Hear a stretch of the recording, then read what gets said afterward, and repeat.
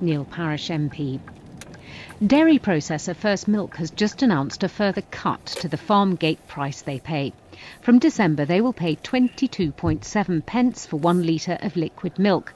According to Ian Potter, one of the UK's leading milk analysts, by next spring, farms could be getting as little as 18 to 20 pence a litre. But he also says that milk processors are suffering because of the glut of milk and dairy products on the market, including cheese. The latest issue causing problems for farmers is cheap cheese from Ireland and value cheese made with British and Irish milk. Well, last week, the campaign group Farmers for Action blockaded a major UK cheese supplier for bringing in cheap cheese from Ireland and undercutting others. Dairy analyst Ian Potter told me why cheap cheese is a problem.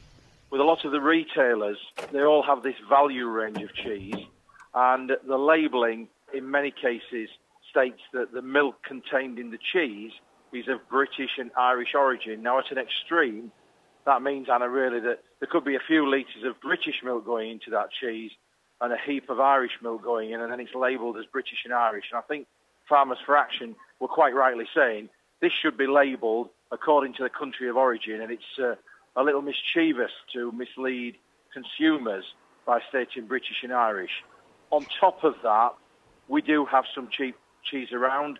There's cheese certainly coming in from Southern Ireland at around £2,200 a tonne, which, to convert that into pence per litre, is around 22 pence a litre.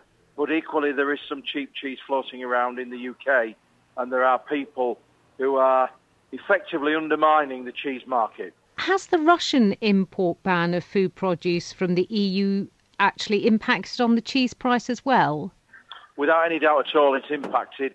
We were already in a difficult situation with cheese, but the Russian import ban has just added to the problem.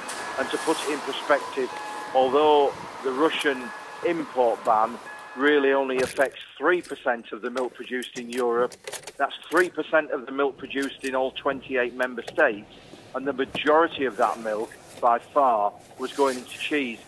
Then again, there's nothing that farmers can do about that. It's just market forces, isn't it? There's very little they can do, other than emphasise to the British consumers that they should be really looking out for British produce and get the consumer to buy British. Now, First Milk have announced a cut in price for December. They stated that a fall in cheese returns that we've been talking about was one of the main reasons that they've cut that price. I really and truly don't think First Milk had any option.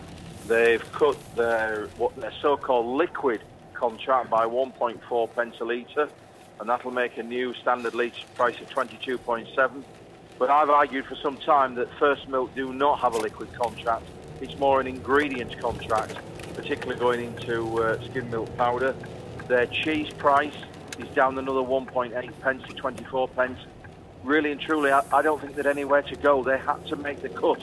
It doesn't take anyone with a calculator to work out that if you were paying 30 pence a litre for the milk 6 months ago, and it comes out as mature cheddar, and you're facing the current market of at best £2,600 a tonne, and for some people £2,100 a tonne, you're actually facing selling your cheese at between 21 to 26 pence a litre equivalent, and you were paying 30 pence. But that's a real problem for those processors who are tight for money. Dairy analyst Ian Potter. And the Environment, Food and Rural Affairs Parliamentary Committee has launched an inquiry into falling milk prices. They're asking interested parties to contribute to the debate with their experiences and opinions. And that's all from us this morning. I'm Anna Hill. The producer is Sally Challoner.